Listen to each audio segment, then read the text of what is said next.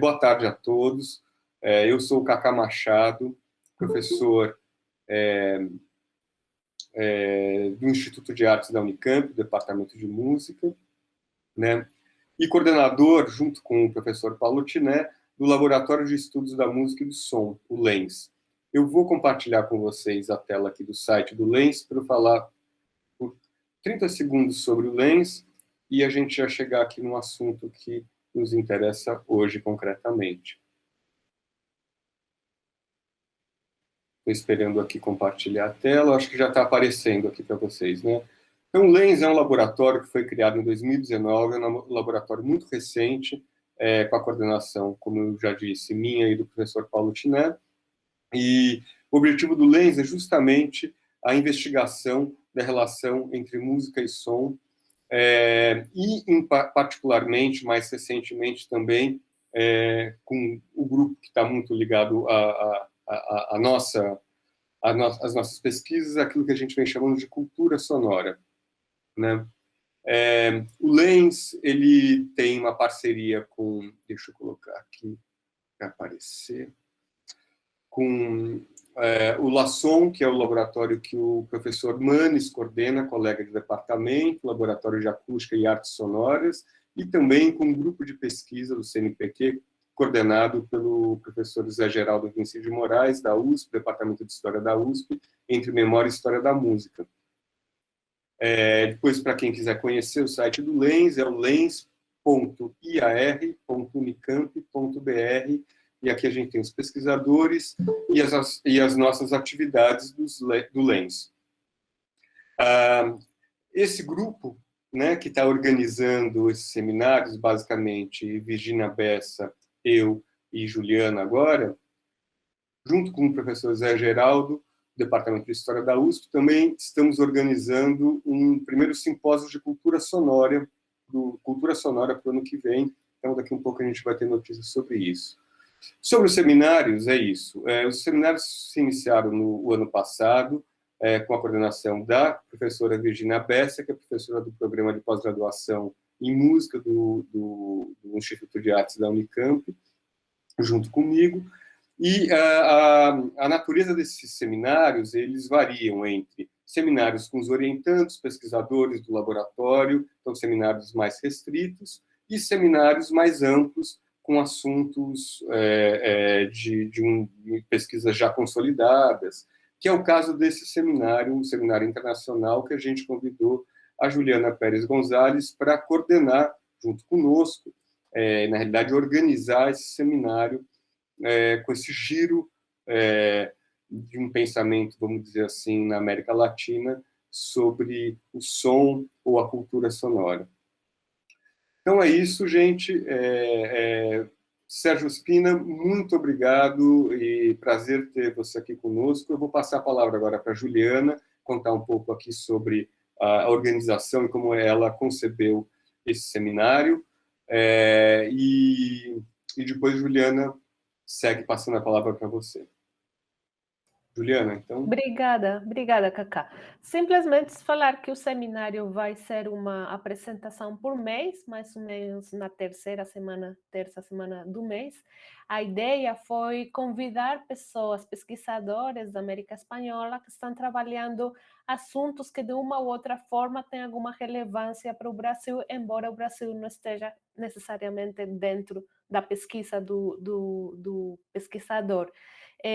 Naturalmente, o fim do abrir um espaço como esse e da oportunidade que o Cacá e a Virginia abriram para mim foi aproveitar para juntar dois dos lugares que eu mais quero, que é o Brasil com essa América Espanhola, colocando a possibilidade de criar pontes de diálogo entre as duas áreas em termos de música e som.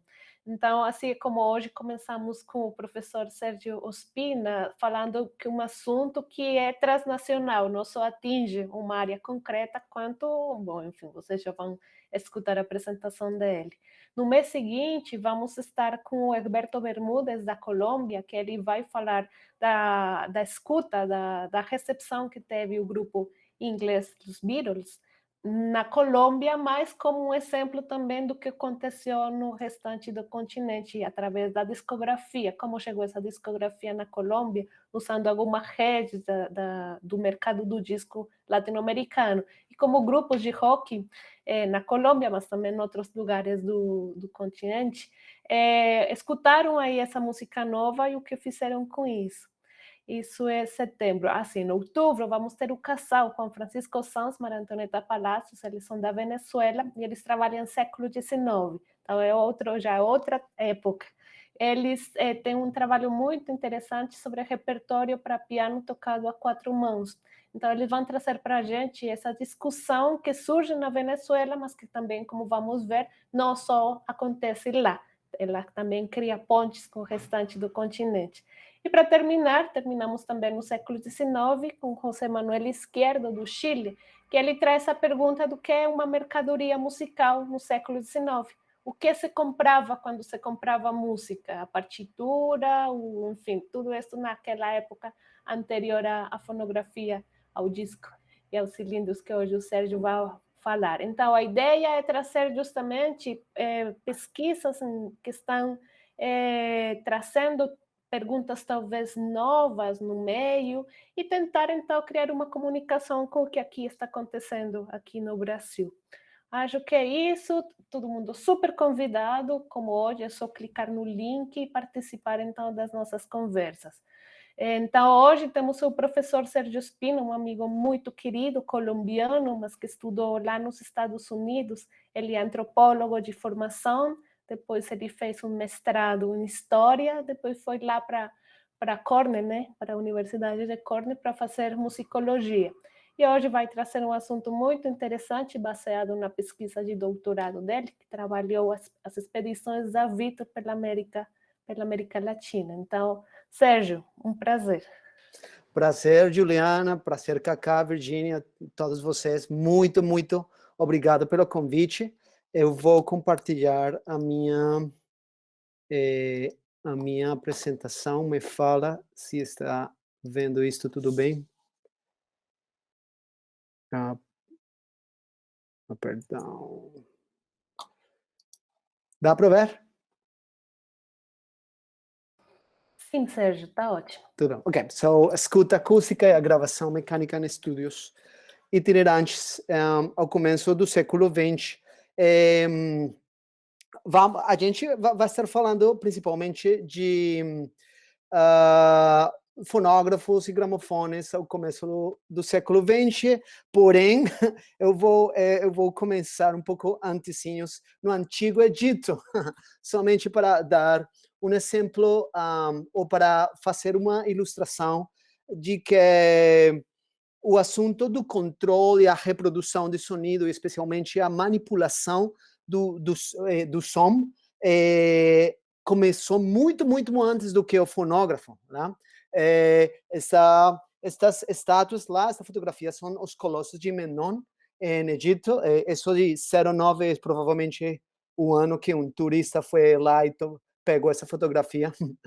Mas o interessante disso é que os historiadores falam que no Antigo Egito, um pessoal podia ir dentro da estátua e eles tinham uns canais e uma pessoa falando desde o interior da estátua, fazia sons e dava a impressão para as pessoas que estavam fora dela que as estátuas mesmas estavam falando. Era uma manipulação do som, mas isso deixa ver os intentos de manipular, controlar, eventualmente reproduzir o som.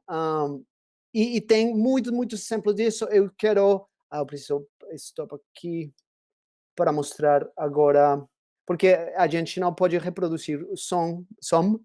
Eu vou mostrar isto acá.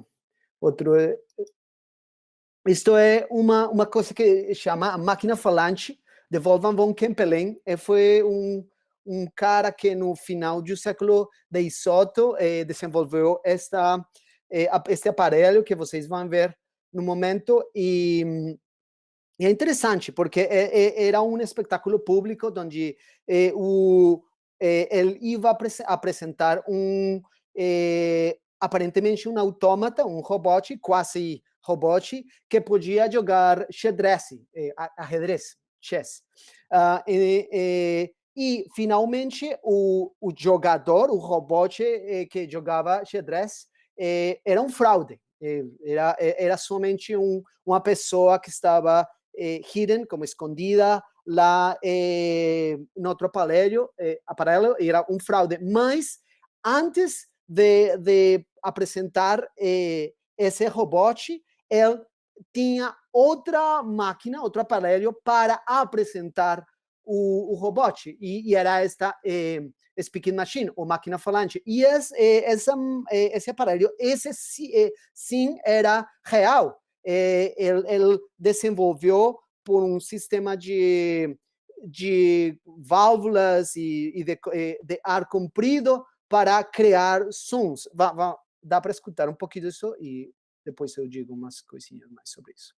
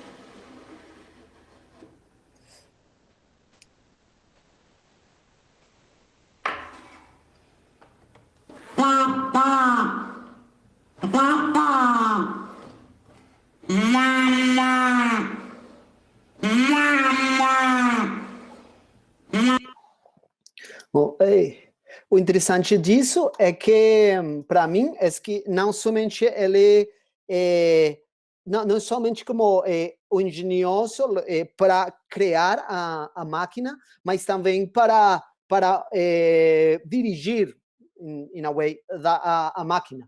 Porque as memórias desse tempo dizem que as pessoas podiam claramente reconhecer muitas palavrinhas em francês, em inglês, dava para entender, para realmente saber que a máquina estava falando.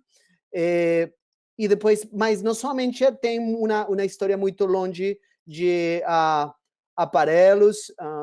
Perdão, espera um momentinho. Ok.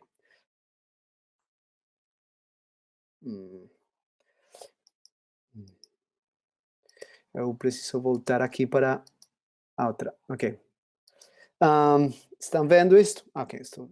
Também na literatura tem exemplos muito interessantes. Esta é uma história de Cyrano de Bergerac.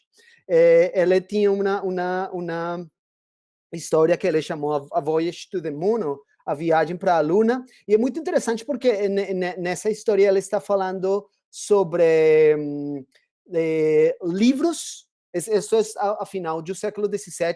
Ele está falando sobre livros que são feitos para os ouvidos e não para os olhos, então, como o que a gente chamaria audiobooks.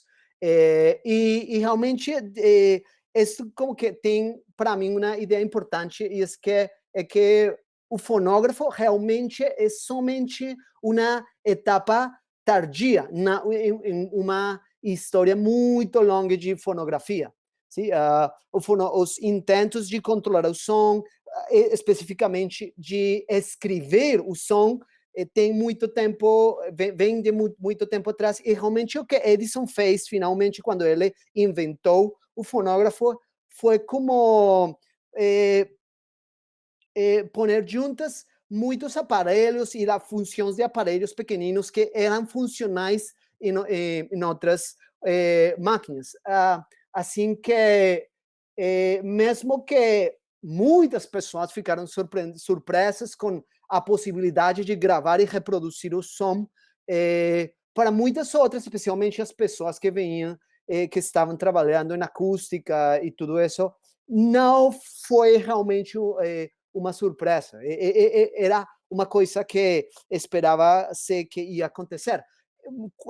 O mesmo ano que Edison desenvolveu o fonógrafo nos Estados Unidos, tinha outra cara na França, ele chamava Charles Cros. Ele desenvolveu um aparelho muito, muito parecido e realmente muito efetivo, a coisas que o pessoal na França realmente não prestou atenção para ele, e não somente na França, mas em outros lugares, outras pessoas estavam trabalhando com esta mesma ideia. No tempo que eu tenho diante para falar com vocês, eu quero concentrar-me nesses 3 assuntos, né?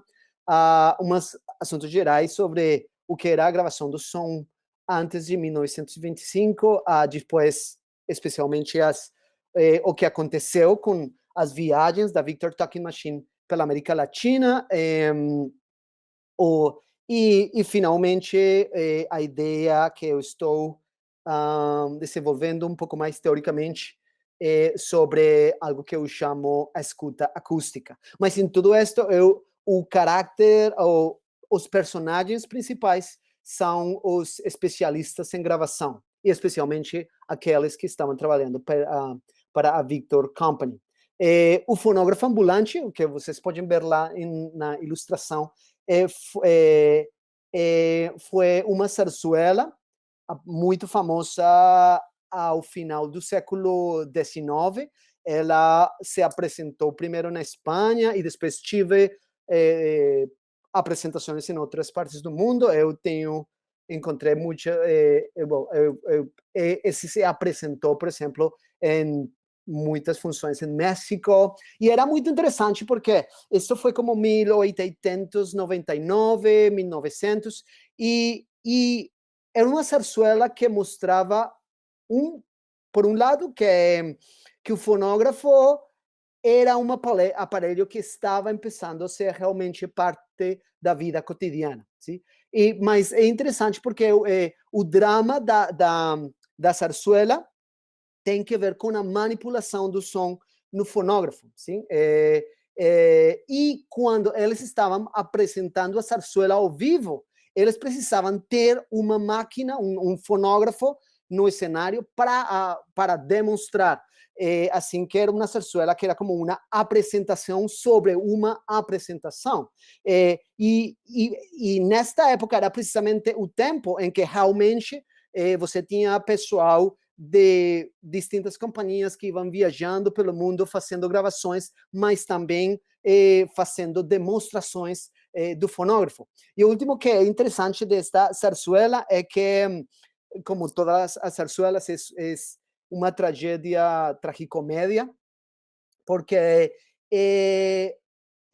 na história tem 2 namorados e eles tentam escapar, mas antes de fugir, um deles conta o segredo do plano para o fonógrafo. O fonógrafo está gravando e ele conta o segredo para o fonógrafo e eles fugem. E finalmente, quando eles estão fazendo uma demonstração pública do fonógrafo, eles iam usar um cilindro da Adelina Patti, mas por erro eles usam o outro cilindro onde tem um segredo do plano dos enamorados, e aí elas descobrem e atrapalham. É terrível, muito triste para os enamorados. Mas o que é interessante para mim é isso, que a máquina, o fonógrafo, estava escutando. E realmente, se vocês lembram do argumento de Jonathan Stern, por exemplo, ele fala de tecnologias como o fonógrafo, como o telégrafo, como o telefone mesmo, no final do século XIX, especialmente como máquinas para ouvir por nós, máquinas para ouvir por a gente. Sim?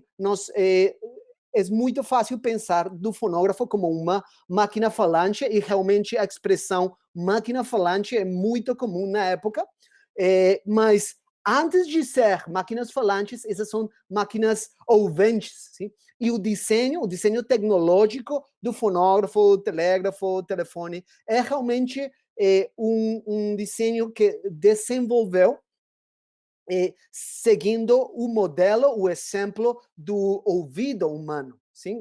Porque, e vamos ver exemplos disso mais adelante, mas realmente o fonógrafo, o que faz é receber vibrações, ondas sonoras, ou vibrações, que depois, quando eles vão pela corneta do fonógrafo, eles vão vibrar, e essas vibrações são as que realmente fazem que a agulha possa fazer ou talhar as ranhuras ou os sulcos no disco ou no cilindro. Né? Mas o funcionamento do aparelho é especialmente o funcionamento do ouvido.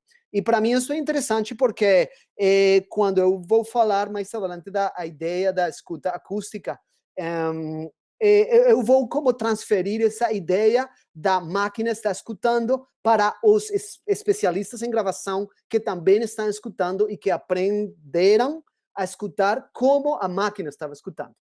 Eu vou explicar isso melhor um pouquinho depois.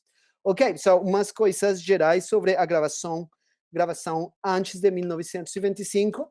A era mecânica, ou a era acústica, realmente é um período muito longo, quase 50 anos, e nesse tempo a gente tem muitas transformações, muitas coisas cambiaram, mas outras não tanto. Por exemplo, se você mira duas fotografias, a primeira fotografia é do começo dos anos 1880 ou 80, quando eles começaram a fazer as primeiras gravações, eles ainda não tinham um bom mecanismo para a duplicação dos cilindros, e por isso eles precisavam fazer tantas gravações ou gravar as peças musicais tantas vezes como cópias eles quiseram ter. Sim? Por isso você vê que eles têm 10 fonógrafos ao frente da banda. Uns testemunhos falam que, às vezes, eles tinham muitos fonógrafos ao redor da banda de músicos, e se eles estavam fazendo música, se eles estavam dizendo piadas, eles precisavam repetir as mesmas canções, as mesmas piadas, muitas vezes. Mas depois eles puderam ter a segunda fotografia cá, são os estúdios da Victor Tech Machine Company, lá no New Jersey. Essa fotografia é de 1916, e nesse momento muitas coisas eram diferentes, o processo de duplicação era muito mais eficiente, mais ótimo, por isso somente uma corneta era suficiente para fazer a gravação, e também o aparelho mesmo, a máquina gravadora mesma, tive muitas transformações. Eu vou por exemplo, vou falar um pouquinho das transformações no processo neste período. A primeira transformação radical foi, por supuesto, o material para fazer as gravações. O primeiro fonógrafo que Edison tive fazia gravações sobre papel alumínio. 10 anos depois, em 1886, eles já estavam usando cera.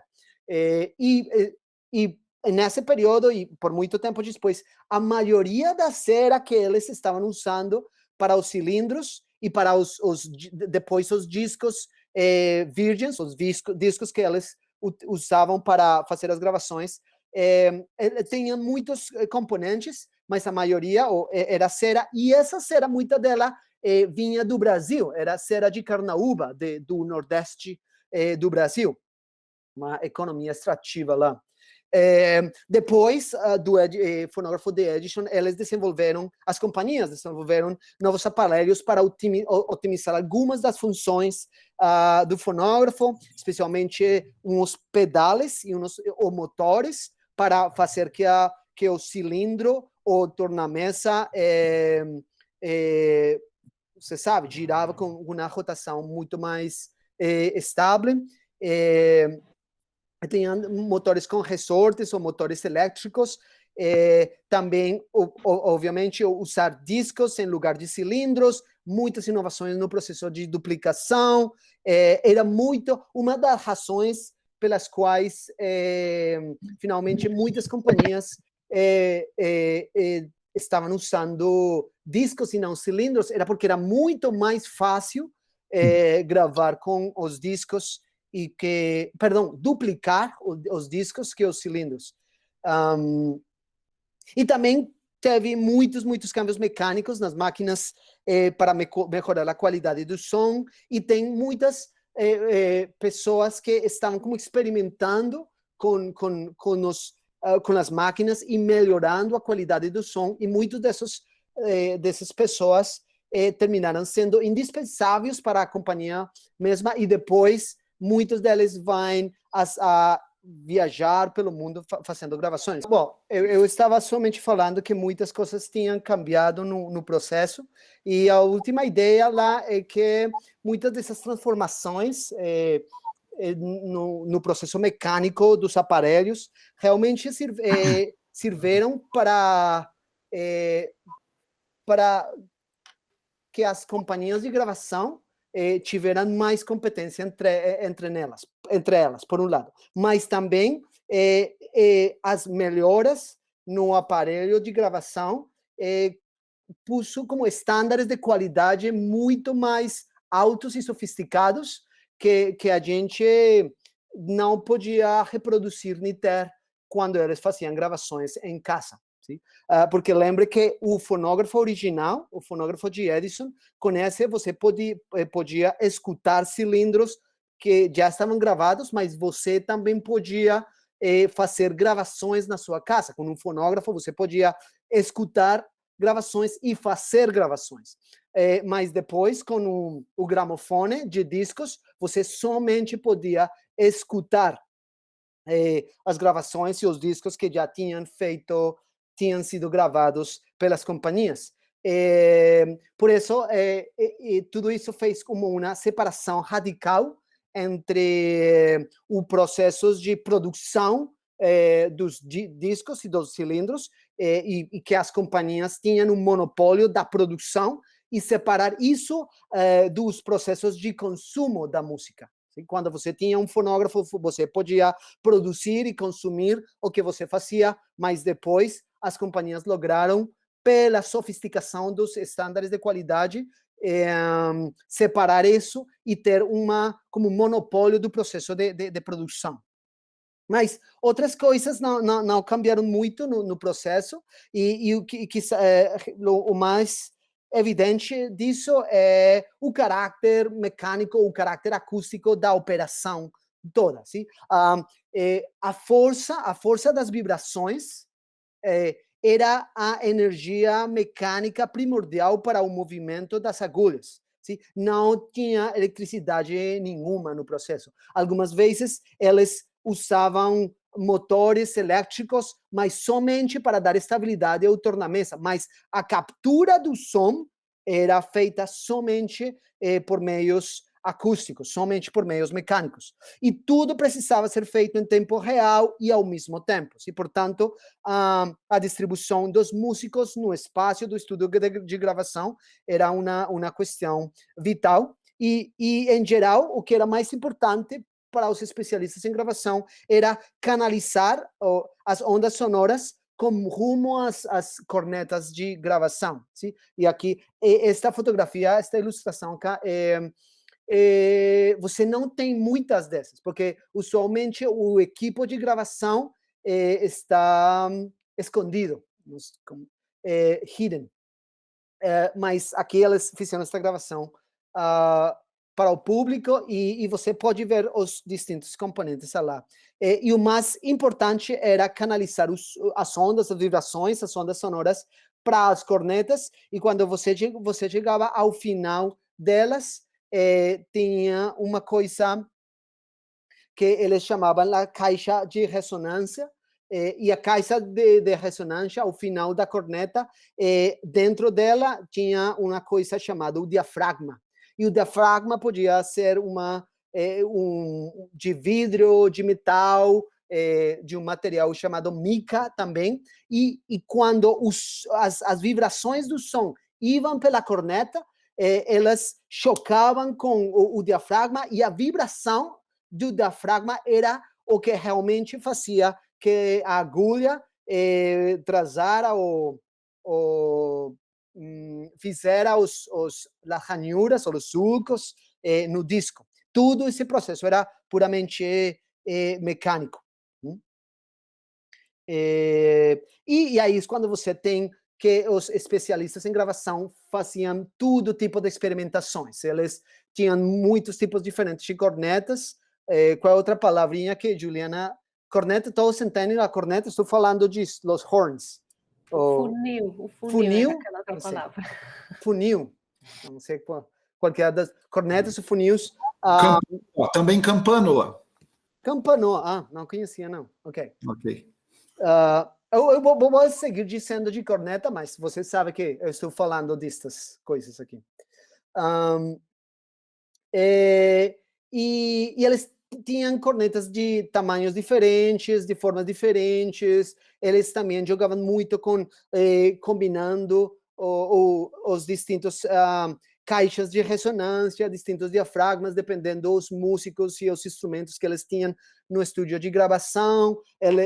Algumas vezes, se eles tinham somente uma corneta, somente um funil para gravar, como você vê na ilustração, eles precisavam ter o pianista e os outros músicos elevados e quitar muitas vezes a tapa dos instrumentos para que o som estivesse apontando diretamente para as cornetas. E eles faziam muitas experimentações, todo o tempo todo.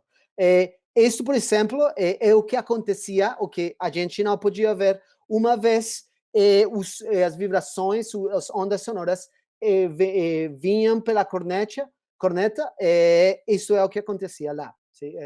Ele estava fazendo os surcos lá no disco. Isso é de um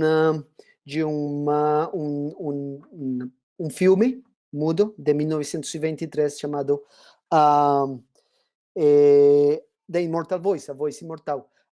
Isto os problemas também permaneceram por muito tempo. Esta é uma cita de W.H. Priest. Ele falava, essa tradução no espanhol, que uns sons de umas palavrinhas davam muitos problemas. La S, por exemplo, al comienzo y al final de una palabra se pierde casi por completo. E isso aconteceu por todos os anos até 1925. Aunque se puede escuchar un poco en la mitad de una palabra, ¿sí? La D y la T resultan exactamente iguales, lo mismo con la M y la N, de modo que main y name no se pueden distinguir. Lo que acontecia é que muitas pessoas com muitas palavrinhas realmente entendiam pelo contexto, ¿sí? Porque realmente o fonógrafo não tinha capacidade para reproduzir exatamente os sons de alguns instrumentos, de algumas palavras, alguns timbres específicos de alguns cantores, por exemplo, era muito difícil para capturar. Quando você tinha muitos instrumentos, isso também era muito complexo. Diferentes instrumentos davam diferentes problemas e oportunidades. Geralmente era mais fácil gravar frequências altas que baixas. Era muito mais fácil gravar os instrumentos de vento que os de corda, ou as percussões. E por regra geral, os especialistas de gravação pediam para os músicos que eles tocaram tão forte como fora possível. Vamos a ver depois que alguns, por meio das experimentações, logravam fazer coisas incríveis com violoncelos ou com violines, mas isso era muito difícil. E também eles tinham diferentes preferências de cornetas e de diafragmas, dependendo dos instrumentos e os ensembles que eles estavam gravando. Eu vou mostrar um pouco mais disso depois. Também eles experimentavam muito com a temperatura dos discos de cera, ou os cilindros de cera, com os quais eles estavam gravando. E usualmente eles tinham como um forno, como você disse, oven, horno, como forno? Sim, forno. Forno, obrigado. Como um forninho pequenino lá no estúdio e para manter os cilindros virgens a uma certa temperatura, mas eles experimentavam com isso o tempo todo. Outra experimentação interessante era com o tipo de instrumentos. Provavelmente vocês conhecem isto, um violino straw, onde simplesmente eles reemplaçavam como o corpo do instrumento com uma corneta destas, uma mais pequenina para o violinista poder se escutar ele mesmo, e assim o som projetava muito melhor. Também tinham string bass, like straw string bass, bajos para isso. A Victor tive aparelhos para amplificar o som. Por exemplo, isto é o chetofone. Era simplesmente um gramofone, mas que sonava muito mais alto, muito mais forte do que um gramofone normal, porque tinha um sistema de ar comprido para que o som fosse muito mais forte. Isso, ao cetofone, usualmente serviam para celebrações e tocar música em salões grandes. Também tem testemunhos de apresentações em espaços abertos, nas ruas, e a gente dizia que escutava muito bem com isso. A Victor, por exemplo, reportava que eles fizeram como concerts com auxetofones e que eles logravam ter até 5.000 ou 10.000 pessoas no mesmo lugar escutando uma gravação com um aparelho destes. E algumas vezes eles utilizavam auxetofones no estúdio de gravação. Por exemplo, tinha uma máquina que estava gravando e tinha músicos ao vivo gravando, mas com os músicos eles podiam reproduzir outros instrumentos, outras coisas ao mesmo tempo, para que finalmente tudo isso fora gravado pela máquina gravadora. E para terminar, somente 2 vídeos interessantes de como o pessoal estava lá no estúdio de gravação. Ela é Rosa Poncelli, uma cantora lá de Ópera Metropolitana de Nova York. E muitas vezes os cantores precisavam ir mais perto ou mais longe da corneta da gravação, dependendo do que estava acontecendo na canção. Também com as peças instrumentais.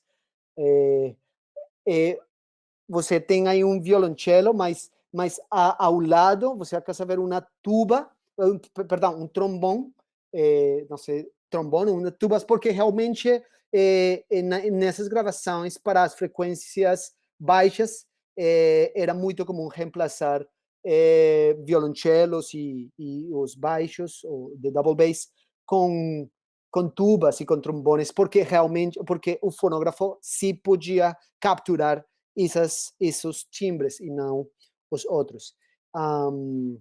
Eu só tenho aqui um vídeo interessante, mas eu preciso sair disto, ir agora para a tab e ok, isto acá.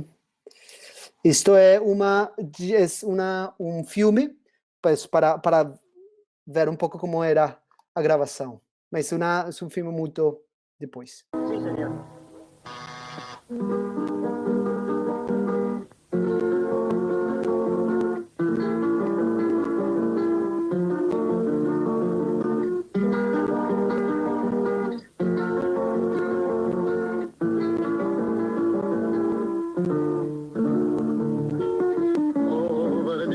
Querida, cuántos disgustos le daba madre querida, cuántos disgustos le daba.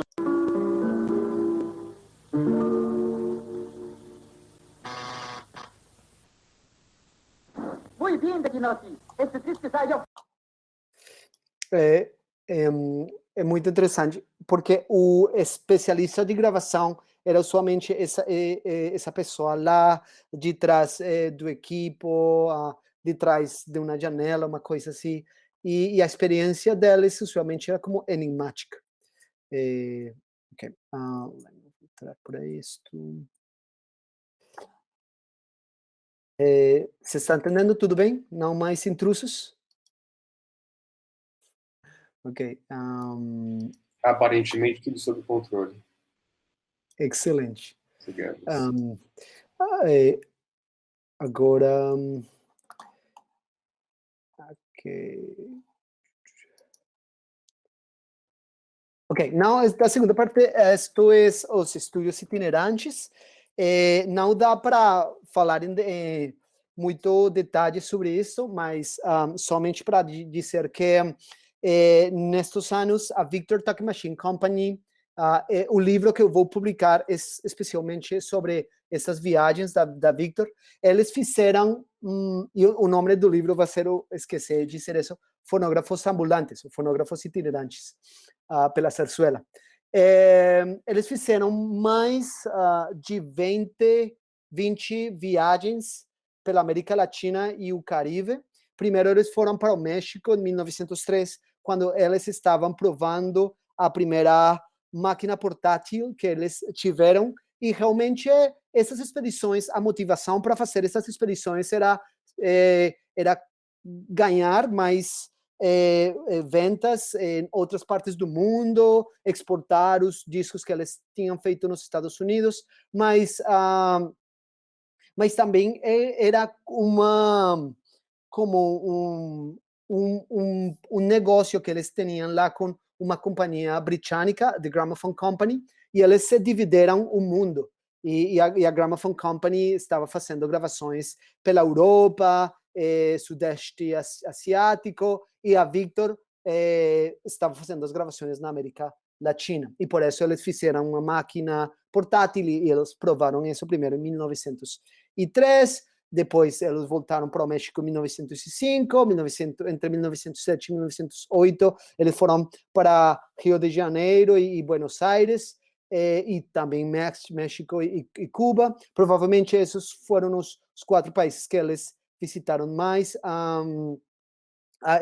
Mais adelante vamos escutar uma gravação feita no Rio em 1907, outra vez de novo México e Cuba, 1910. E Cuba, eles foram praticamente quase todos os anos entre 1911 e 1927.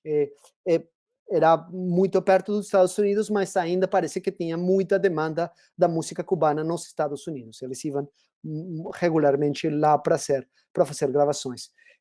1912, de novo, para Brasil e Argentina. 1913, eles foram para o Peru e a Colômbia. O interessante desta viagem é que parece que o plano, ao começo, era somente ir para o Peru. Eles fizeram gravações em Lima. Quando eles voltaram, eles estavam em Panamá. E lá eles falaram com os chefes lá em New Jersey, pelo telégrafo, e eles decidiram, nesse momento, fazer uma viagem adicional para a Colômbia. E depois eles enviaram as gravações que eles tinham feito em Peru, e eles foram outra viagem para a Colômbia. E isso é um pouco estranho, porque eles foram para Bogotá, ¿sí? Porque que era o acesso não era fácil. Eles eram uma viagem muito longe pelo Rio, depois eles precisavam ir em cavalos para arriba nas montanhas.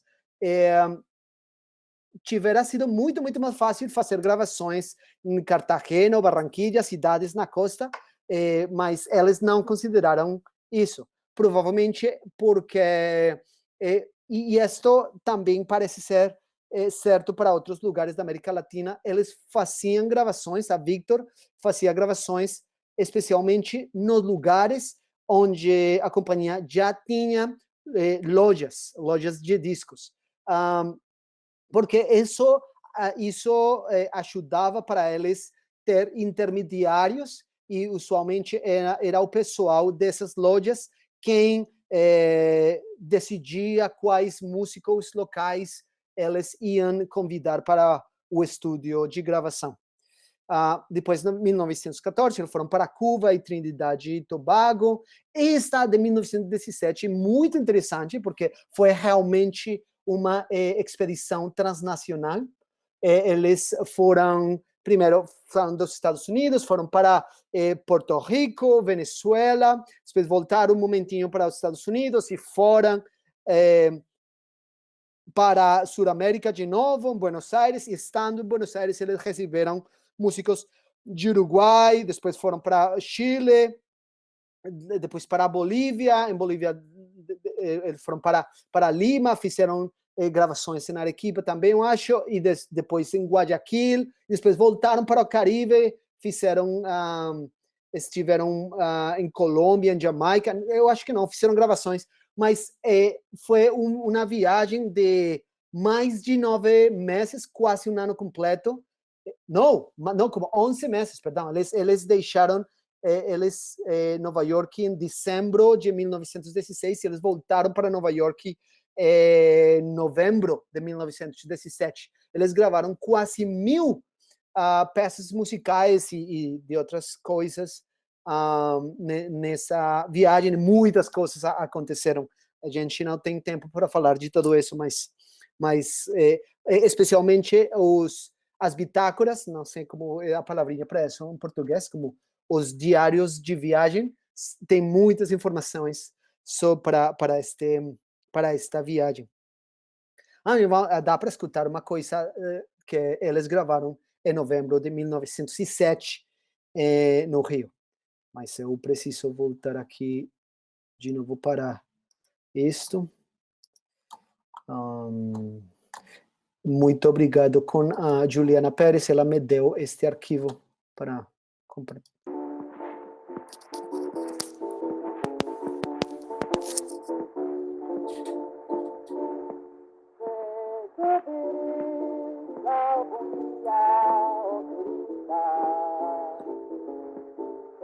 Passar por tua porta embriagado, se algum dia, ó querida,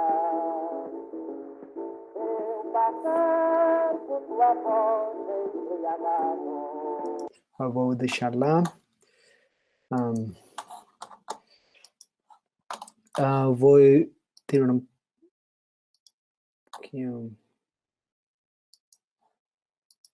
Ok.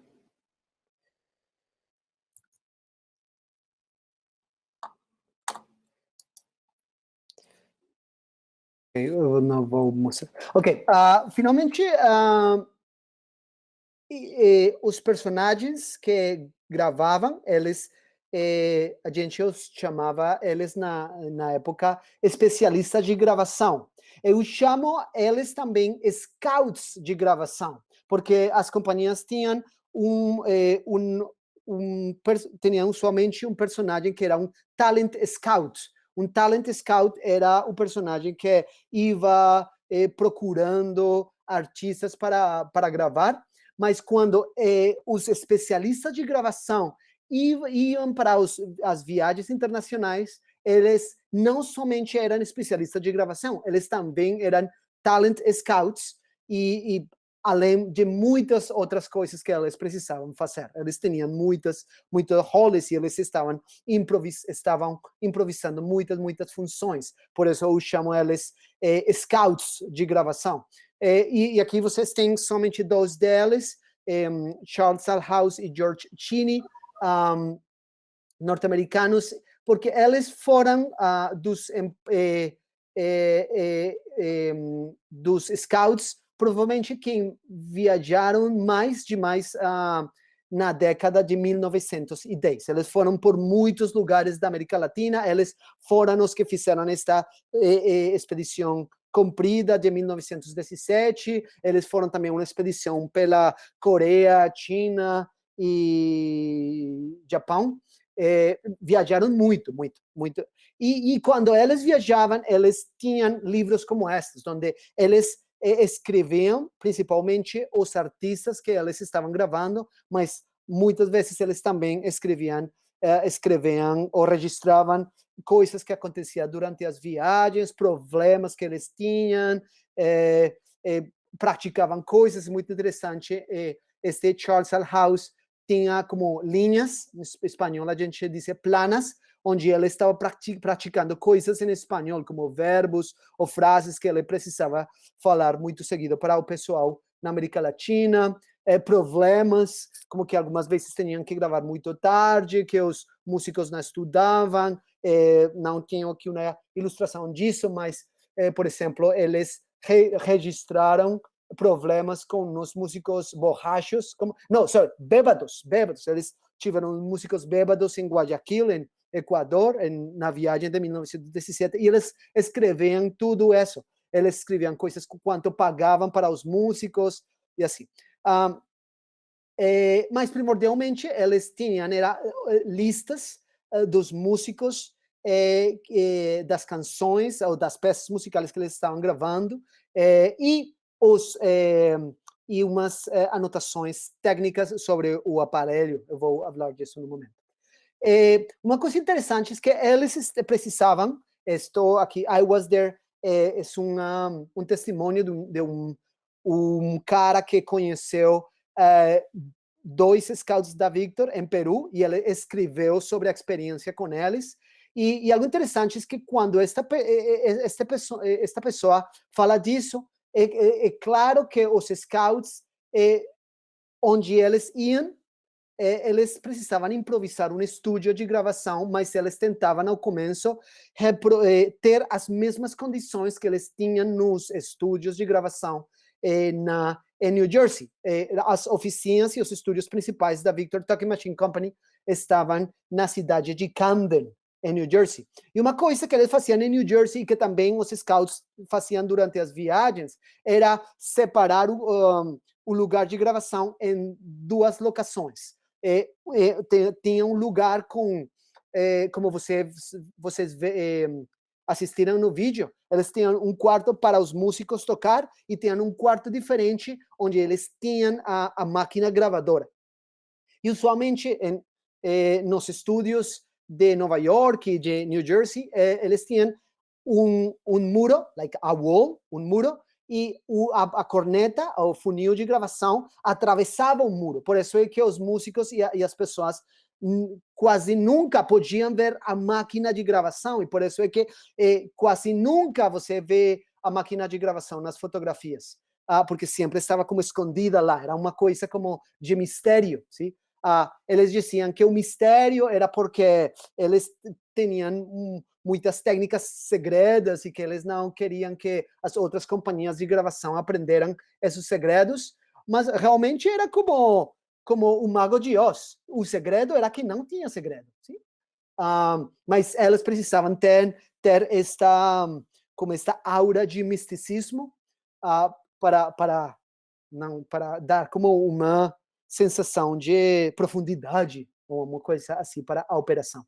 Quando os scouts estavam nas viagens, eles não podiam ter realmente muros. Muitas vezes eles somente tinham cortinas, curtains, cortinas, e a corneta passava através das cortinas. Uma coisa que Barrow escreve é esto. Dice que su empresario local no llegaría hasta dentro de unos pocos días. Aquí él está falando del encuentro que él tive con los scouts da Victor. Pero mientras tanto, ellos querían alquilar un cuarto que pudieran usar como un estudio e instalar el equipo, y dado que estaban teniendo dificultades considerables con el idioma, preguntaron si podía ayudarles. Esto hice, y a su tiempo el cuarto fue rentado y el equipo recogido en el puerto. En este punto era evidente que mi presencia era incómoda. Sin embargo, al día siguiente me invitaron a asistir a una sesión de grabación. Al llegar me di cuenta que el cuarto había sido dividido por una cortina. Esto estaba aconteciendo en Lima, 1913. Al llegar me di cuenta que habían dividido el cuarto con una cortina grande a través de la cual salía una bocina metálica grande. Enfrente de esta bocina el artista interpretaba, y aunque de vez en cuando escuchaba un ruido indicando que algo se le estaba dando cuerda, no se me permitía mirar detrás de la cortina. ¿Cuál era la naturaleza de la maravillosa maquinaria? Ahora sé que no consistía de mucho, lo cual era quizás la razón para tanto secreto. Ok. Vocês estão assistindo às slides, tudo bem, sim? Sim, a apresentação está indo, Sérgio. Obrigado. Nas bitácoras, ou nos livros das viagens, eles também escreviam, tinham anotações para dar instruções ao pessoal que estava gravando, e por exemplo, tinham esta, onde simplesmente eles parece que tinham também uma coisa parecida a um semáforo, como a traffic light, não sei se é a palavrinha em português, e elas tinham diferentes luzes dependendo do que estava acontecendo na gravação. So, eles tinham uma luz branca, e quando eles tinham a luz branca, os músicos precisavam ficar quietos e estar muito calados.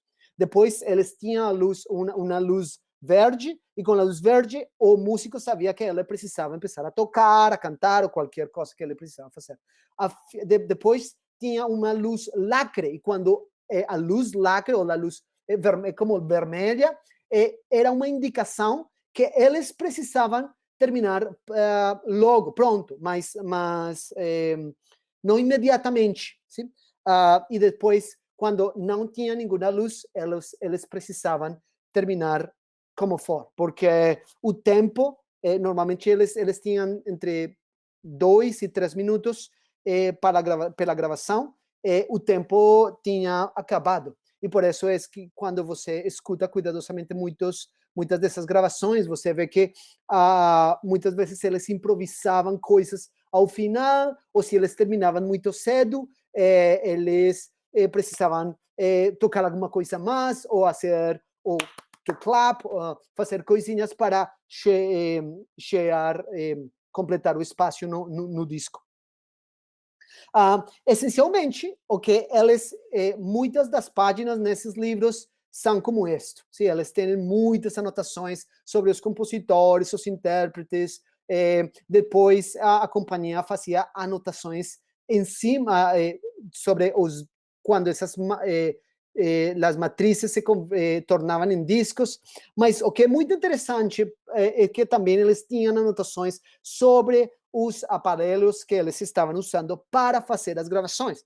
Eu trabalhei com arquivos da Victor que estão nos arquivos de Sony Music, agora isso está em Nova York, em Manhattan, e ao começo foi muito difícil, porque eu olhava estas páginas e eu via 103 safe, o que é isso? Não sabia, mas eu pude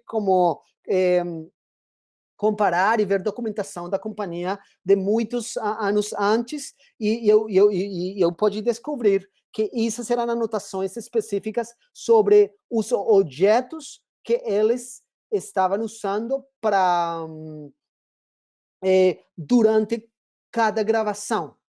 E para mim isso é muito importante, porque quando você mira que eles tiveram uma mesma sessão de gravação de 1 hora, 2 horas, e eles cambiaram muito o equipo de gravação, ou os objetos no equipo de gravação, ou na máquina gravadora, para mim isso é como um síntoma, ou algo que mostra todas as experimentações que eles estavam fazendo com a tecnologia. Então, eles tinham 3 colunas. A primeira coluna aqui, número 1, era o tipo de caixa de ressonância que eles estavam usando. Lembre que a caixa de ressonância estava aí no meio da corneta e do disco, ou cilindro. Eu falo de discos especialmente porque a Victor usava discos. E essa caixa de ressonância era a que tinha dentro uma coisa que chamada diafragma, muito parecido como lente de umas gafas, sim? Mas podia ser usualmente de vidro. Parece que nas viagens eles também usam muito diafragmas de mica. Depois, na segunda coluna, eles anotavam os tipos de cornetas ou funis, ou campanas, ou campanões, que eles estavam utilizando. E isto é uma revelação importante, interessante para mim, porque usualmente, na maioria das fotografias da época, você vê somente uma corneta, sim? Porque a maioria dessas fotografias são staged, são preparadas, realmente não estão mostrando o que estava acontecendo. Mas quando você mira a documentação como esta, você pode ver que muitas vezes eles estavam usando várias cornetas ao mesmo tempo. Por exemplo, aqui eles tinham 2 e até 4 cornetas ao mesmo tempo. E, finalmente, a coluna número 3 eram aparelhos que eles utilizavam para conectar muitas cornetas ou muitos funis ao mesmo tempo. Sim?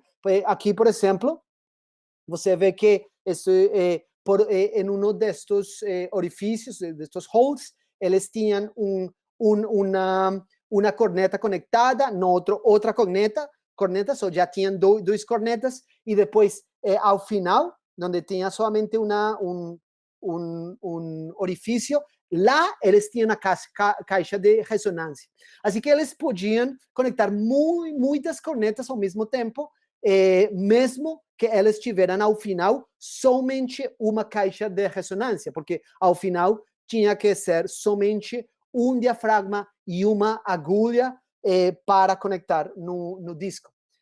Parece que eles fizeram experimentações com vários diafragmas ao mesmo tempo, que depois eles conectavam 2 diafragmas para somente para uma agulha.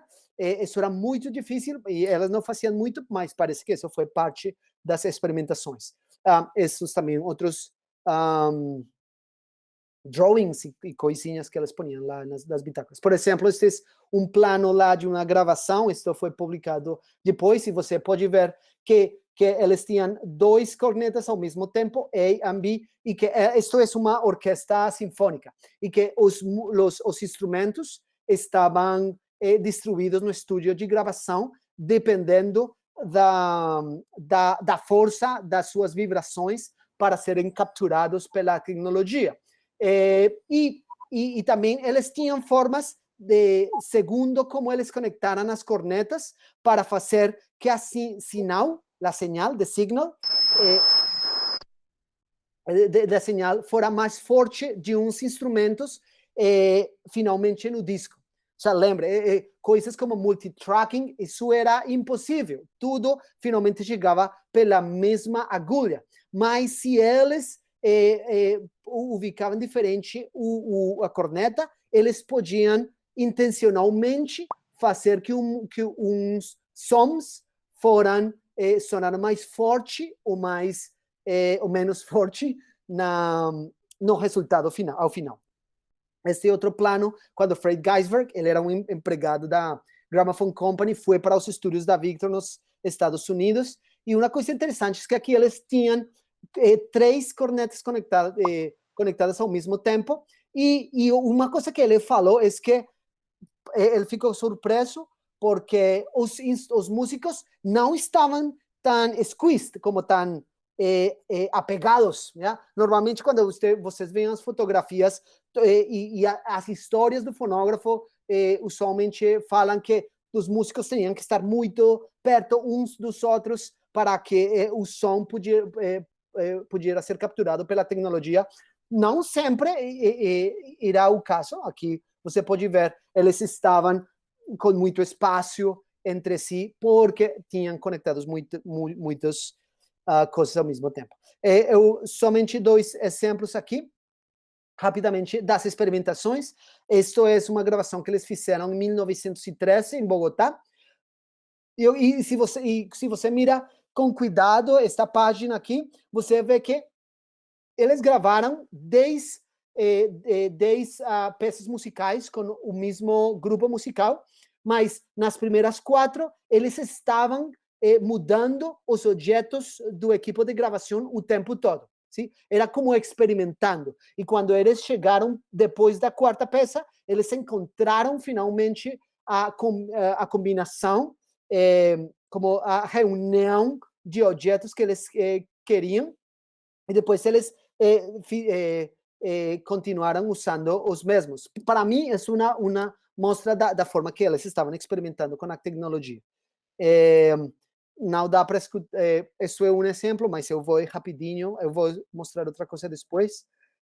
Este também é interessante, porque isto é em Peru, e eles gravaram, isso foi em 1917, em agosto, eles gravaram uma banda, a banda do Batalhão de Gendarmes, e era um grupo com muitos instrumentos. Ele tinha 8 clarinetes, 2 flautas, uma flauta piccolo, 3 cornetas, pero like trumpets, 3 fiscornos, 4 saxofones, 2 bombardinos tenores, 2 bombardinos barítonos, 4 cornos franceses, como cornetas, mas o instrumento musical, 4 trombones, 2 tubas, contrabajo, bateria, like drums. Era muitas coisas, e era muito difícil. E eles, para cada uma das peças, eles cambiaram uma coisa do equipo. Eles estavam como experimentando. E se você mira com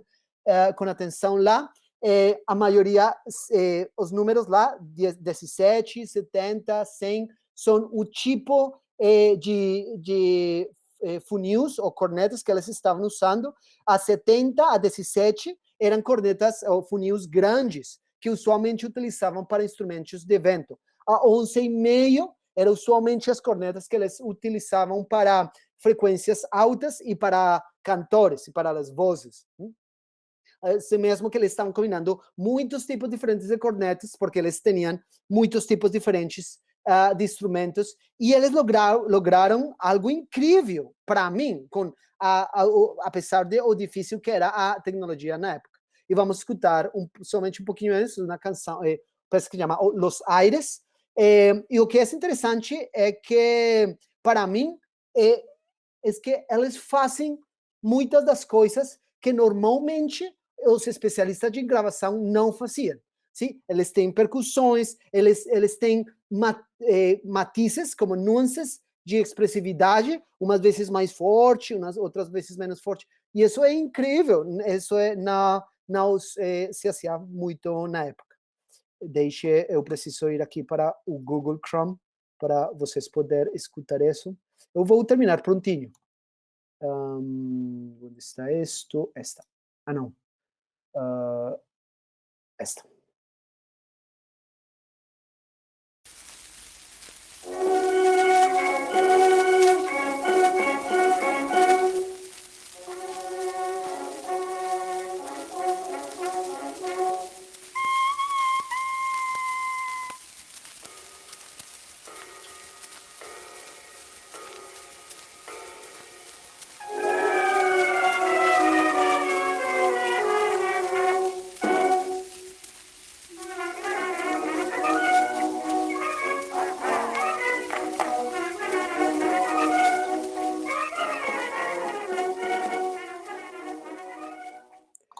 Sim, realmente, foi uma coisa muito difícil de fazer.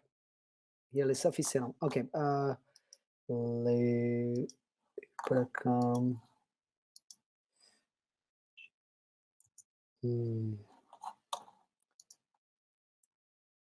Ok, e eu vou terminar com isso muito rapidinho.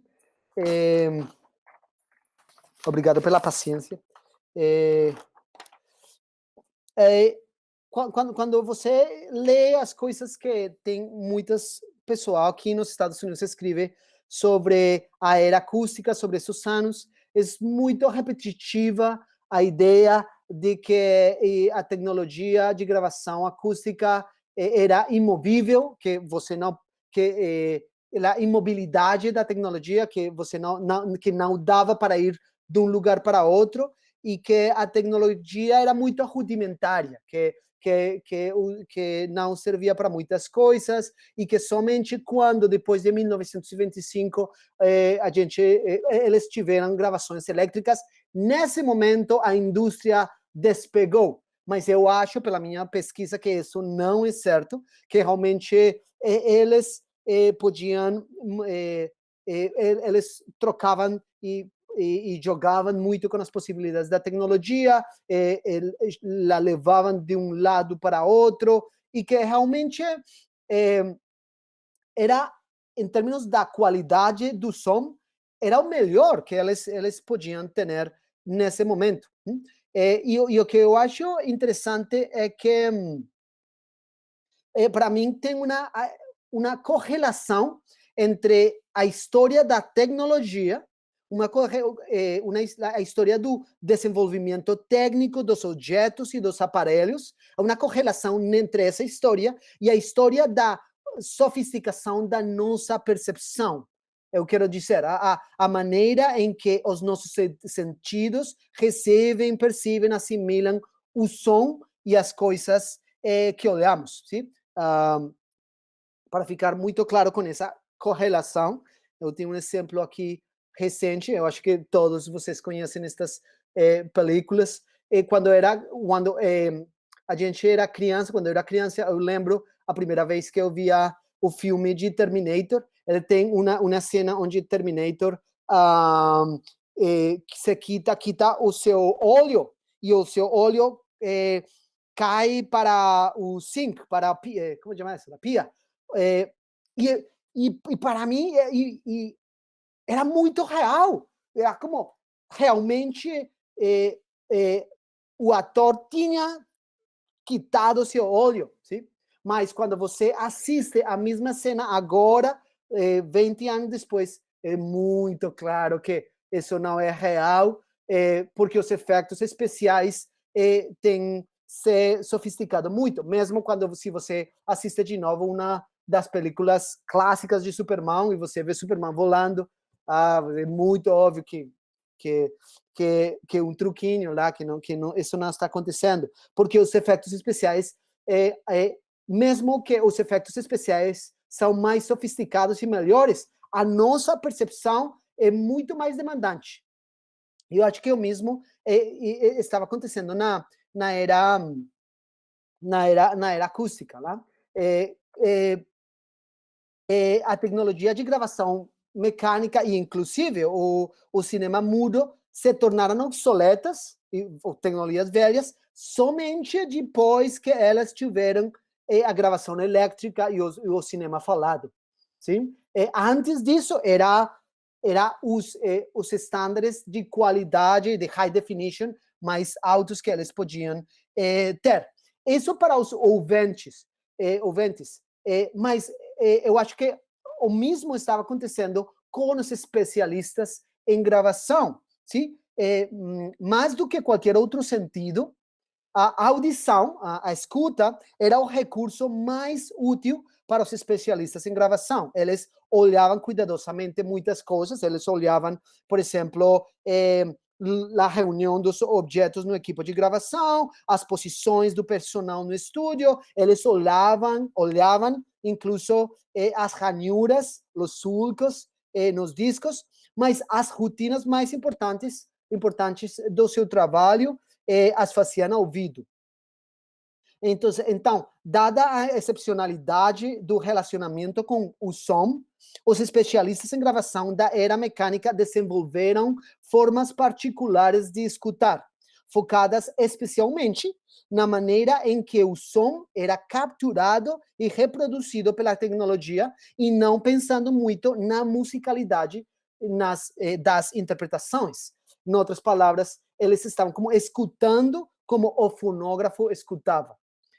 Eu acho que isso era uma prática especializada de escuta, com técnicas muito específicas, igual como outros profissionais tinham e desenvolveram formas muito específicas de escutar, como, por exemplo, os médicos com a auscultação, ou os telegrafistas, eles também desenvolveram como formas especializadas de escutar. Mas igual que elas, os especialistas de gravação, os scouts de gravação, não podiam aprender essa escuta, senão somente fazendo o seu trabalho. Sim? Fazer gravações ajudava eles para desenvolver essas habilidades de escuta, mas também afetava os seus corpos e os seus ouvidos. Sim? Mesmo que eles precisavam escutar de uma forma distinta, eles realmente, eu acho que eles realmente escutavam distinto. Sim? E isso é o que eu chamo, ou essa habilidade, ou essa disposição sensorial, é o que eu chamo escuta acústica. E aqui você tem Edison, não sei se vocês sabiam, Edison era mais bem sordo, deaf. Ele não escutava bem. Não era completamente sordo. Como sordo se diz? Deaf? Anyway. Sim. Surdo. Surdo. Okay. No espanhol, surdo. Ele não escutava bem. Mas ele tinha muitos conflitos com os músicos e as pessoas, porque ele não gostava de gravar os músicos que eram muito bons nos espetáculos públicos e que tinham nomes muito importantes, senão ele gostava de gravar somente aqueles músicos que ele aprovava com o seu próprio ouvido. E as pessoas que trabalhavam com ele diziam que ele era surdo, que ele não sabia nada de música, mas o que Edison dizia, ele dizia isto: as ondas sonoras chegam quase diretamente a meu cérebro, passam solo a través de meu ouído interno. Tengo un oído interno asombrosamente sensible que ha sido protegido de los millones de ruidos que atenúan la escucha del oído, que lo escucha todo. Nadie que tenga un oído normal puede oír tan bien como yo. O sea, realmente Edison, ele era surdo, ele tinha uma incapacidade para escutar, mas ele dizia que isso não era uma incapacidade, sino era como um superpoder, que uma coisa que ele permitia escutar diferente e que graças a isso, por exemplo, ele dizia que ele podia escutar desde um ponto de vista mecânico. ¿Sí? Y por eso que ele escutava como o fonógrafo escutava. E para as outras pessoas que trabalhavam com ele, isso era ridículo, não? Pero provavelmente tem musicólogos que falam coisas parecidas sobre Beethoven, ¿sí? Beethoven, que não era somente que ele não podia escutar, só que ele escutava provavelmente diferente. E também com Edison era intersensorial, ou seja, ele não somente percibia o som com os olhos e com os ouvidos, sino ele também mordia, algumas vezes, a madeira de um gramófono para escuchar os harmônicos que normalmente se perdían antes de llegar al oído interno. Eso Stephen Connor chama isso escuta intersensorial. Ok, y esto es último. Se lembram dos como chama isso? Como fios de cera ou cabelinhos finos de cera. Enquanto essas agulha vai trabalhando, talhando as ranhuras, esses fios são um excedente que simplesmente vai embora, sim? E elas se desfazem dele. É um preço material para poder ter os sulcos ou as ranhuras e, portanto, para poder gravar e reproduzir o som. Eu acho que para escutar como o fonógrafo escutava, os especialistas em gravação precisavam se de desfazer desses excessos de musicalidade nos seus próprios ouvidos. Escutar e pensar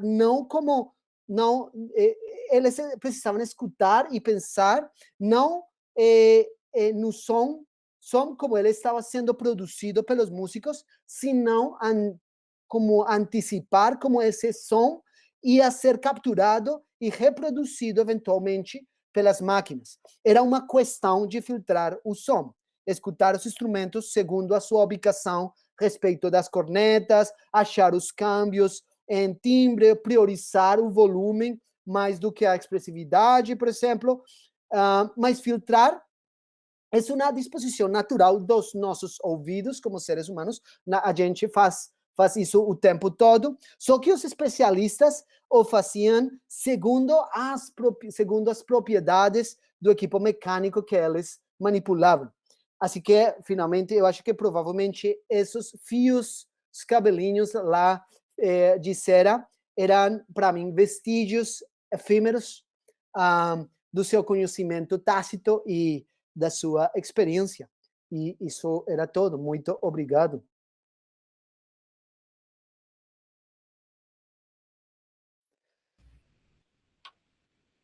Obrigado, Sérgio. Que maravilha a documentação que você trouxe para a gente. A gente, ou pelo menos eu, embora trabalhe isso nas disciplinas de graduação com os meus alunos, eu nunca tive acesso a esses documentos que você trouxe. Isso é maravilhoso. Juliana, você não quer ficar na função aqui de moderadora? Eu acho que é a tua especialidade. Talvez a gente, a rigor, né? Não, a gente ainda tem meia hora, né? Tem meia hora aqui, 40 minutos, 20 minutos, né? Sim. Não, só resta para mim, teve por aí algumas perguntas no chat, mas se vocês quiserem fazer agora, retomar elas e fazer agora para o Sérgio. Deixa eu ver o que perguntou antes. O Andreas, por favor. Oi, estou aqui maravilhado com todas as informações. Vem muito de encontro a tudo que eu faço profissionalmente e como hobby. E na verdade, não é uma pergunta, eu gostaria só de complementar o que o nosso professor disse, é que aquilo que ele falou sobre o Edson selecionar o estilo musical que ele mais gostava para poder lançar os discos e os cilindros, isso perdurou por todo o tempo, até nos discos Diamond, que depois ele lançou, as músicas eram as músicas que ele mesmo selecionava, e isso acabou que afundando a empresa, porque já nos anos 20 já existiam ritmos musicais mais modernos e ele se negava a gravar isso, ele só gravava o que ele gostava. Sim, certo. E comercialmente, como você fala, não foi um sucesso. Realmente foi algo muito ruim. De início, como era um lançamento, era uma tecnologia boa, ele realmente vendeu bem, foi a terceira empresa, mas com o passar dos anos, os ritmos eram sempre os mesmos e antigos, então as vendas declinaram até que se encerrou a empresa em 29. Então foi realmente o gosto musical dele, que a princípio era interessante, depois passou a ser duvidoso e depois indesejável até.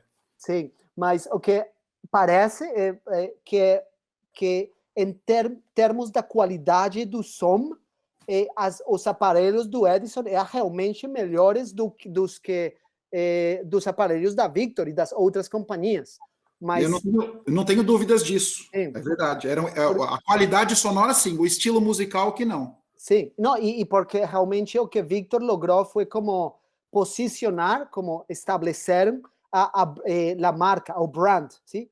Porque Edison não invertia em publicidade, mas Victor invertia milhões e milhões de dólares na publicidade. Eu acho isso muito parecido com as diferenças que hoje a gente tem com os smartphones, porque aqui nos Estados Unidos, por exemplo, não sei a situação no Brasil, a maioria das pessoas tem iPhones, yeah? E os iPhones são incríveis, mas muitas vezes muitos Androids, os smartphones Android são muito melhores do que os iPhones, mas é a brand, é a marca Apple que a gente simplesmente vai pela brand, não realmente considerando a qualidade dos aparelhos. Sim, verdade. Eu comprovo isso porque eu tenho esses dois equipamentos e o Edson soa melhor mesmo. Sim, eu posso ver, muito bonito. Só de você.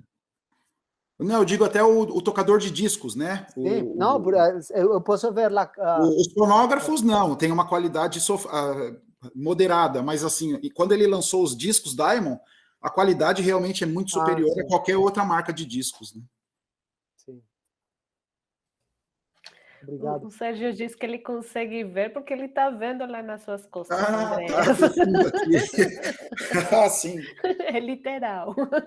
entendi agora. Algum outro comentário, alguma outra pergunta?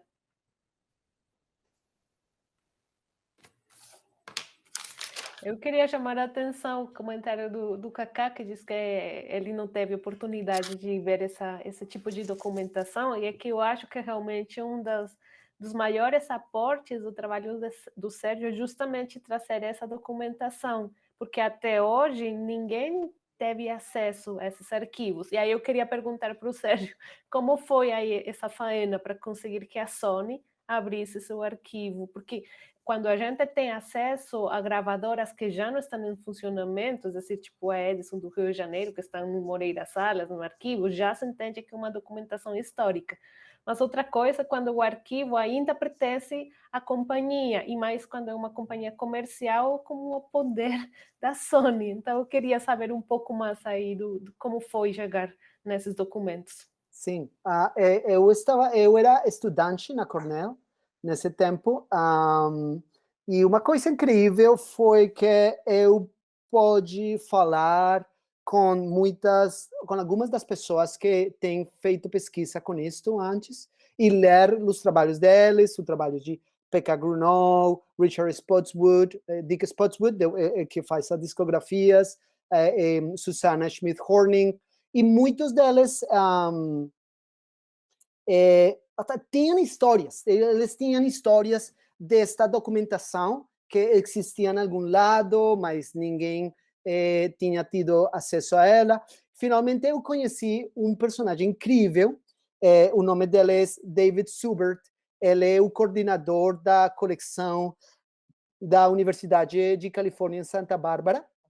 Provavelmente vocês conhecem isso porque é uma base de dados eles chamam agora a Discography of American Historical Recordings, sim, uma coisa que tem na internet, e é uma base de dados muito, muito rica, com discografias de Victor, Edison, Brunswick, OK, muitas companhias.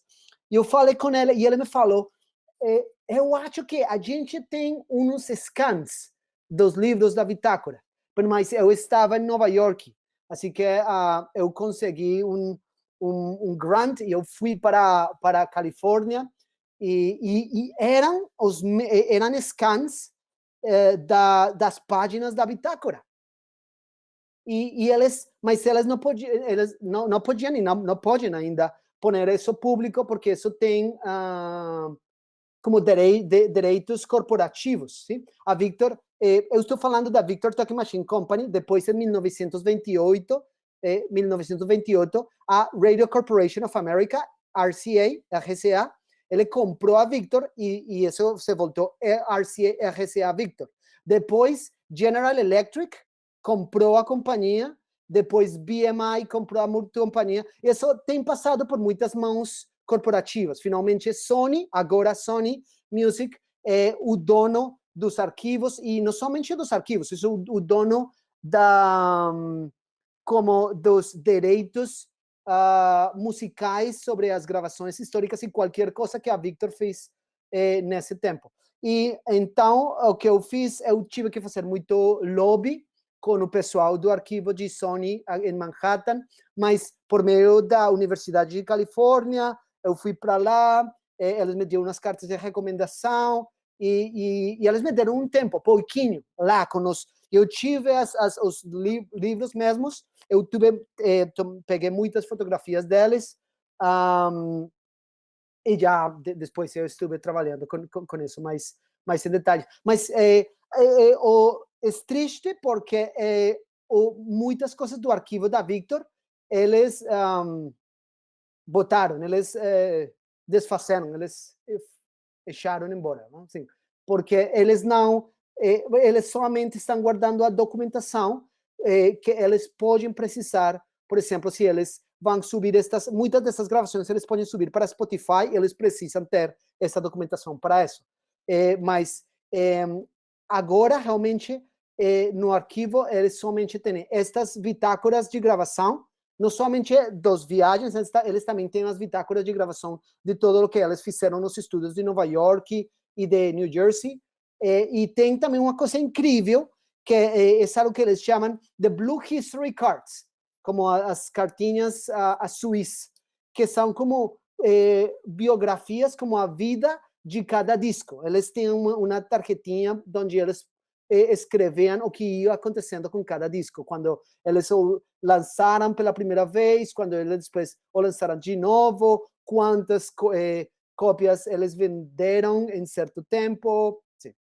Mas sim, foi difícil, mas sim. Tá bom, obrigada. ¿Algum outro comentário?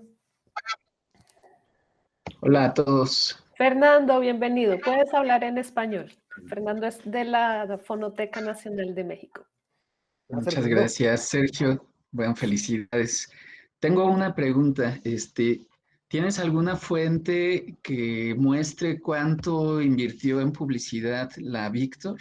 Ahorita lo mencionabas, pero no sé si haya una fuente en la que podamos profundizar un poco más sobre eso. Sim, sim. Victor, voy a responder en portugués como para que sea claro ahí para todos. Pero si algo no te queda claro, me dices y te lo digo otra vez. Sí, está bien. Sí, gracias. Os arquivos corporativos da Victor que eu trabalhei estão nos arquivos da Sony Music em Manhattan. Mas em Nova Jersey e no estado de Delaware, eles têm dois museus, que eles têm algumas cartas e documentações de alguns diretivos da Victor, como Eldridge e os papéis delas, eles estão lá. Por exemplo, uma coisa, eu não falei disso hoje, mas os diários pessoais de los hermanos Soy, de Soy Brothers, eles que fizeram muitas dessas gravações, esses estão lá. E tem um pesquisador aqui nos Estados Unidos, o nome dele é David Suissman, ele é historiador, professor na Universidade de Delaware, e a tese doctoral dele é incrível sobre a Victor. E depois ele publicou um livro, o livro se chama, em inglês, Selling Sounds, como vendendo sonidos. Um livro incrível, não somente sobre Victor, sino sobre os primeiros anos da indústria, e ele acessou essas fontes, e ele descobriu que nos primeiros anos, como entre 1902 e 1906, a Victor invirtiu como $4 milhões em publicidade. Sim? Foi que para a época, eu posso revisar o número exato, mas é incrível. E depois era como $1 milhão ou mais, milhão, como $1 million por ano. E cada vez mais eles invirtiam mais e mais em publicidade. Nesse momento, como 1906, 1907, Victor era a segunda ou terceira companhia nos Estados Unidos que mais estava investindo em publicidade. Sim? E os testemunhos da época diziam que era incrível, porque era muito exagerado. Sim? Mas a publicidade da Victor aparecia em todo lado, em todo lado. O cachorro da Victor, o Nipper, o cachorrinho da brand, esse aparecia por todo lado. A Victor tinha em Nova York, por exemplo, porque não era somente a publicidade nas revistas e nos jornais, eles também faziam coisas como na parte alta dos edifícios, com luzes e assim, gigantesco, com o logo da Victor. Era muito, muito custoso, muito caro, e eles pagavam muito, muito dinheiro por isso. Mas foi efetivo. Sim? Uma coisa que eu escrevo no livro, eu tenho um capítulo sobre o crescimento da companhia e as razões pelas quais, fruto desse crescimento, eles foram para ser as gravações na América Latina. E realmente é incrível, porque a companhia começou somente em 1901 e era muito pequenina, somente 40 trabalhadores. Quando eles venderam a companhia para RCA em 1928, eles tinham mais de 10.000 trabalhadores. Sim? E quase todos os executivos, como 30 executivos da Victor, terminaram sendo multimilionários. Foi realmente na história das companhias exitosas dos Estados Unidos, especialmente da época, Victor é provavelmente a melhor. E o pessoal que estuda marketing e tudo isso, eles dizem que porque eles inverteram muito e muito bem e muito efetivamente publicidade. Muita plata. Una respuesta. Sí. Muchas gracias, Sergio. Y Vale. gracias también a ti, Juliana. Posso fazer uma pergunta, Juliana? Claro, Gilberto, demorou. Então, não, eu queria saber se existem notícias, por exemplo, se essas matrizes foram preservadas. Porque há um tempo atrás, um músico daqui de São Paulo me falou que foi nos estúdios da Sony, em Nova York, e as matrizes de todos os discos do Brazilian Native Music estão lá, mesmo as não lançadas. Então, só que a Sony, logicamente, não deixa ninguém chegar perto dessas matrizes. Mas eu gostaria de saber, aqui no Brasil, todas as nossas Sim. matrizes foram destruídas em 1940. Agora, nos Estados Unidos, que eu saiba, eles preservavam essas matrizes. Então, eu gostaria de... Sim, a Victor, perdão, Sony tem 2 arquivos distintos. O arquivo que eu consultei é o arquivo dos documentos. Esse está em Nova York, em Manhattan. Mas eles têm um lugar em Filadélfia, em Pensilvânia, mas na cidade de Filadélfia, que eles chamam The Vault, como a bóveda, uma coisa assim. E eles, ali, eles têm todas as...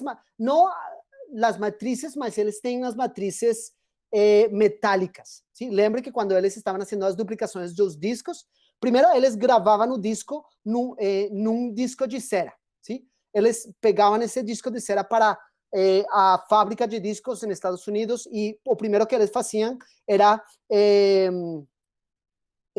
sumergir, mergulhar, como disse? Sumergir? Mergulhar? Eletroforese. Sim, Eletroforese. O processo chama-se eletroforese. Sim, electro... Metalizar com níquel, aquela coisa... Exatamente, eles faziam isso e a coisa... Exato, as coisas que eles têm lá em The Vault são as matrizes, o que eles chamavam de Mother Matrix, como umas matrizes de cobre que eles usavam para prensar os discos. O que eles me falaram a mim é que eles têm isso guardado lá, mas que é muito custoso para eles sacar essas matrizes e volver a sacá-los, a volver a prensar os discos, que isso vale muito dinheiro e que a companhia não tem interesse nisso. Mas espere, se acessar as matrizes metálicas, estão lá, mas é muito difícil. Eles quase nunca abrem isso. Mas a maioria destas gravações estão todas digitalizadas. A mesma Universidade de Califórnia, Santa Bárbara, eles pegaram muitos milhões de dólares eles estão digitalizando muitos cilindros e muitos discos, e eles estão enviando tudo isso para um projeto que tem a Library of Congress, a Biblioteca do Congresso dos Estados Unidos, que eles chamam de National Jukebox Project. E lá eles estão como uploading, como subindo essas gravações digitais. Se você mira, a última vez que eu mirei, somente tinham 10.000 gravações da era acústica, gravações da Victor, na página de National Jukebox Project, muito parecido com uma coisa que vocês têm no Instituto Moreira Salas, para streaming gratuito. E dessas 10.000 gravações, somente como 200 são destas expedições na América Latina, da Victor. Mas, quando eu estive fazendo pesquisa na Biblioteca do Congresso dos Estados Unidos, eu estive num computador que eles têm lá, onde eles têm 31.000 mais gravações digitalizadas. Somente 31.000, e dessas 31.000, eles têm como cerca de 5.000 gravações de América Latina e do Caribe. ¿Sí? En todas las expediciones da Víctor fez como 7.000 gravações. Dessas 7.000 gravações, eles têm já nesse computador, no servidor, 5.000. Mas eles não têm uploaded isso lá. Não, parece que eles têm problemas com direitos de autor e coisas dessas. Mas tudo está digitalizado, porque tem muitas instituições nos Estados Unidos que têm os discos originais e eles estão gravando, tem a coisa da Universidade de Califórnia em Santa Bárbara, eles têm uns museus também em Nova Jersey, da Victor, tem um museu que se chama The Victrola Museum, como o Museu da Victrola. Eles têm milhares e milhares de discos, e eles digitalizaram esses discos e esses foram para a Biblioteca do Congresso. Só que eu sou otimista que muito pronto a gente vai poder acessar todas essas gravações. Sim. Mas as matrizes originais, para fazer novos discos, isso é muito, muito difícil. É curioso, porque dando uma olhada na discografia brasileira, a Victor de 1907 aparecem. Travou minha internet? Não, tá bom. Tá bom. Mas da segunda viagem, poucas estão. Parece, de fato, procurando pelo ano, só apareceu uma. Tem outra que eles colocaram como 1909. Enfim, mas chamou minha atenção. Parece como se essa segunda expedição, o mercado não estivesse no Brasil se não fosse para os Estados Unidos. Mas isso aí já é minha imaginação. Não, isso tem que ver com a preservação dos discos. Realmente, todas estas digitações são de discos de colecionistas. As companhias mesmas não foram boas para guardar discos, nem cópias dos discos, nem nada disso. O que passa é que tem tido colecionistas que têm coleções gigantescas de discos. O injusto do assunto é que muitas dessas coleções estavam na América Latina, e a Universidade de Califórnia e outras que têm muito dinheiro, eles foram os que compraram essas coleções. Por exemplo, eu trabalho principalmente com a Victor, mas a Universidade de Califórnia, há pouco, comprou uma coleção gigantesca de documentação e de discos da Colômbia, que eram de o dono de uma loja de instrumentos argentino. Ele depois mudou, ele depois foi para Paris e ele morreu. E depois ele foi para Oregon e ele morreu. E essa coleção, depois a viúva vendeu essa coleção para a Universidade de Califórnia. So, tem muitas coisas interessantes. Sim. Sim. De todos os lugares, provavelmente a Universidade de Califórnia em Santa Bárbara é o lugar mais incrível para discos e documentação e catálogos e tudo isso. Muito bem. Não sei se alguém mais quer comentar. Em 1917, quem gravou mais aqui com a Victor foi o Mário Pinheiro mesmo. Mas existia uma lenda que ele teria ido para Nova York. Na verdade, essa lenda já foi desmontada há algum tempo. E foi a Victor que veio até o Rio de Janeiro e gravou aqui com ele. Sim. Tá bom. Então, muito, muito obrigada, Sérgio. Muito obrigada a todo mundo. Não sei, Cacá quer dar um último aviso, uma última palavrinha? Não, só agradecer ao Sérgio, que de fato foi brilhante aqui a nossa tarde, com essa riqueza de informações. Enfim, estou aqui animadíssimo com tudo isso. E obrigado demais, Sérgio. Muito, muito, muito obrigado pelo convite. E se vocês tiverem mais perguntas, alguma coisa, a Juliana pode dar-lhes o meu correio. E aqui no Bloomington, Indiana, à la ordem, para qualquer coisa que vocês precisarem. Ótimo, obrigadíssimo. E agradecer a todos aqui, né? Virginia, você quer falar alguma coisa também? Não, quero só agradecer também a participação do Sérgio. Fiquei aqui, estou pensando ainda em muitas coisas, enfim, mas acho que depois a Ju passa seu contato e a gente troca figurinhas. Absolutamente. Tá bom. Juliana, obrigado também por ter organizado e propiciar, né, esse encontro, os próximos que a gente vai ter, que eu acho que vai ser riquíssimo aqui para a nossa área de interesse, aqui, os estudos de cultura sonora que a gente vem afinando cada vez mais. Então, acho que a gente pode encerrar, né? Então, obrigado, gente. E Obrigado. a gente tem o próximo encontro daqui a um mês, o calendário está lá no site do Lens. Sérgio, mais uma vez, obrigado a todos. Bom fim de dia aí para todo mundo, gente. Boa noite.